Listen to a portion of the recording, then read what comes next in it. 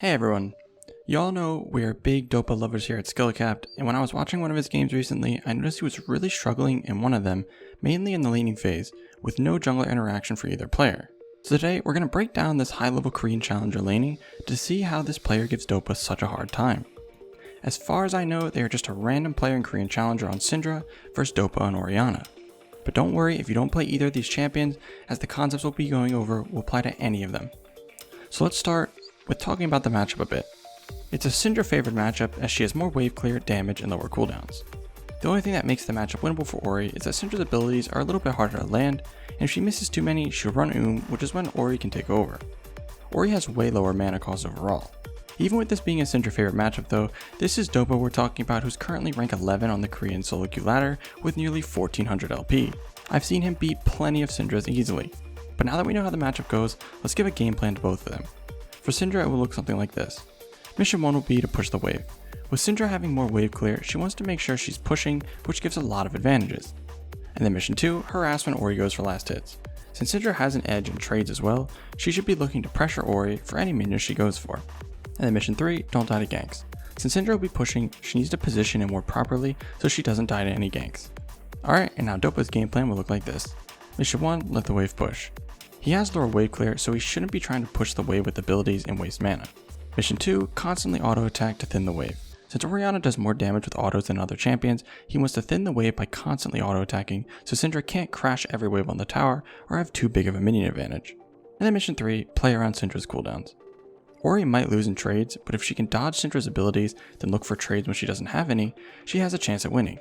Alright, we have both game plans, let's get into the gameplay. At the start of the lane, Dopa throws a really nice Q at the Syndra, hitting a bunch of minions as well.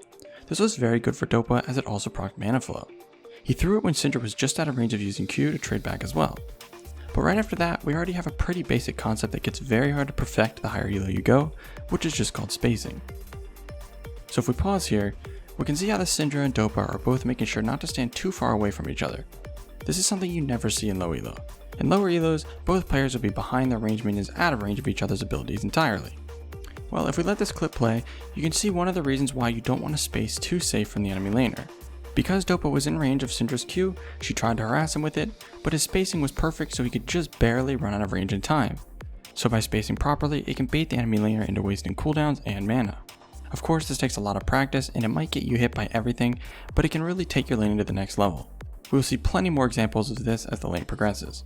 Anyways, after Syndra misses that Q, Dopa's Mission 3 is in effect now. He has about 4 seconds to look for a trade of his own before Syndra Q comes up, so you can see how both of their positions change here.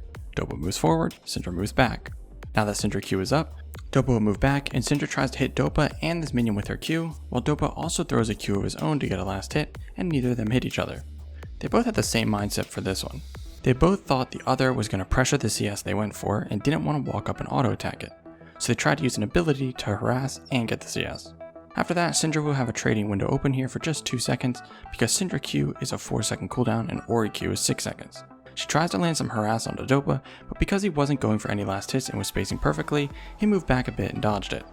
This was a mistake from the Syndra. There's no point in trying to land a Q on Dopa when he isn't going for a last hit. Any good player will dodge those pretty easily. But just like last time, Dopa walks up for a few seconds looking to trade while Syndra Q is down, but Syndra backs away and doesn't give him any openings. And now Dopa has 2 minions of his own he needs to get with Syndra Q coming up, so he backs up again, grabbing the first one for free, but the second one Syndra actually uses Q properly this time, using it right as Dopa throws an auto attack and lands it. So you can see how much easier it is to land it here.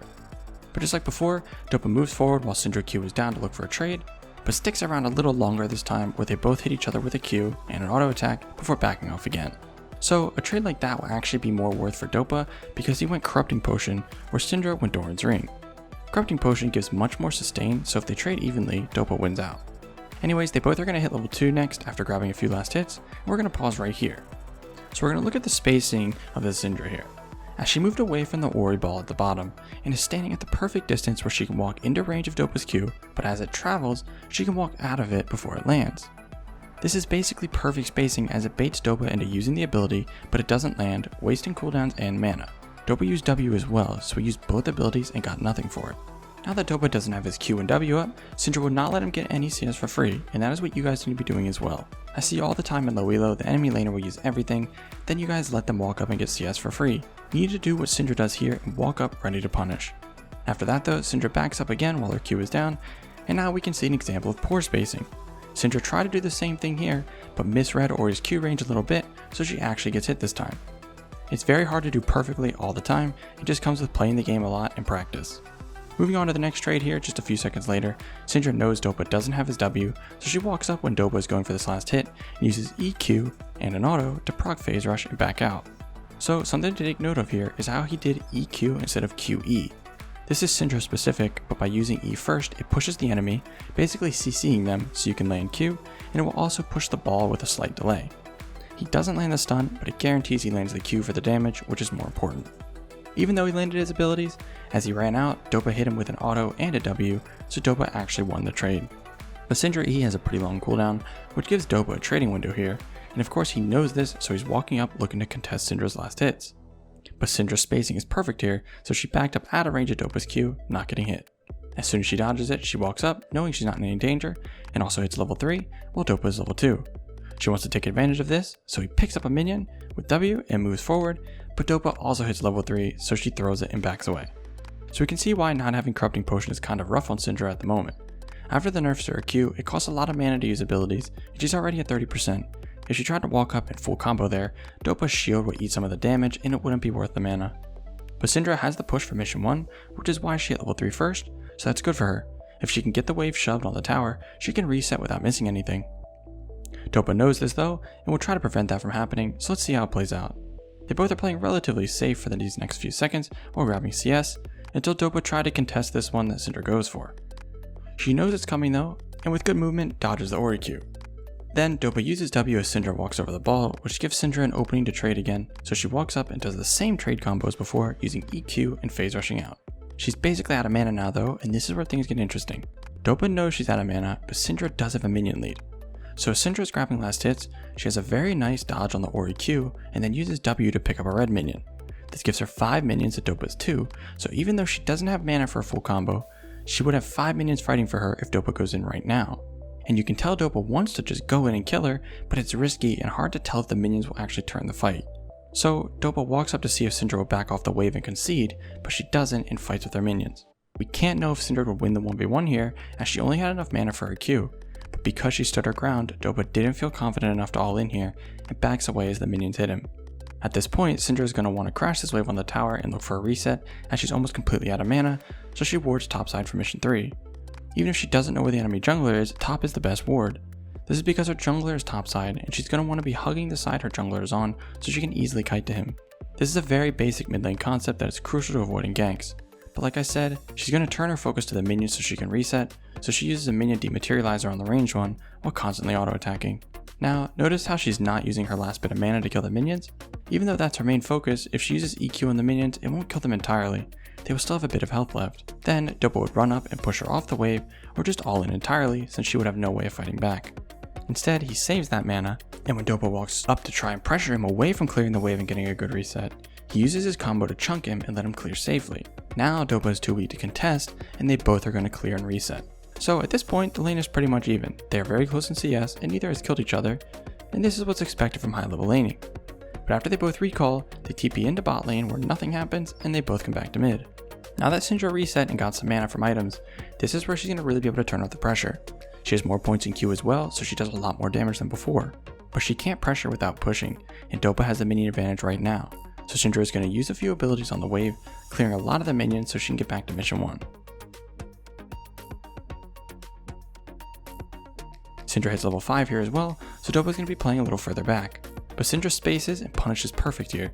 She puts a ball on the range minion like this, then backs away to here. This made Dopa feel safe, so as soon as he walked up a bit, Syndra moved forward and uses E, just barely tagging Dopa and stunning him, leading to a nice follow-up chunk from Syndra, dropping Dopa to half health. Since she has no abilities left, she's going to finish grabbing her last hits, then ward her top side since her jungler is on that side. Now that she has her jungler near and is warded up, she moved forward for mission 2, harassing Dopa when he's trying to farm under tower. Now he's landed a lot of damage and Dopa is about 50% health again, and this wave is very important as it's the wave Syndra will hit level 6. So he's going to continue autoing minions and clearing until Dopa walks up the trade here. Syndra trades back using W and her stun, and Phase Rush gives her enough movement speed to walk up and land one more Q as this last minion is dying. The last minion dies and he hits level 6, then flashes in and uses ult on Dopa, getting the solo kill. So this was very hard to pull off. Basically every single ability he landed along with the timing of it all was important. If he missed any of his abilities, he wouldn't have enough damage to kill, and he had to hit level 6 and immediately flash in and take advantage of the 1 second window he had to get that kill. Alright guys, so as you can see, in Korean Challenger a lot of things are happening in the laning phase that you wouldn't be able to see at first glance. But both players were playing very well, but Syndra took advantage of the 1 second window she had to get that solo kill, so she won the lane. But all of these concepts you can practice in your own games and make your laning much stronger. Anyways, that's going to bring us to the end of this video. We hope you enjoyed it, and thanks for watching.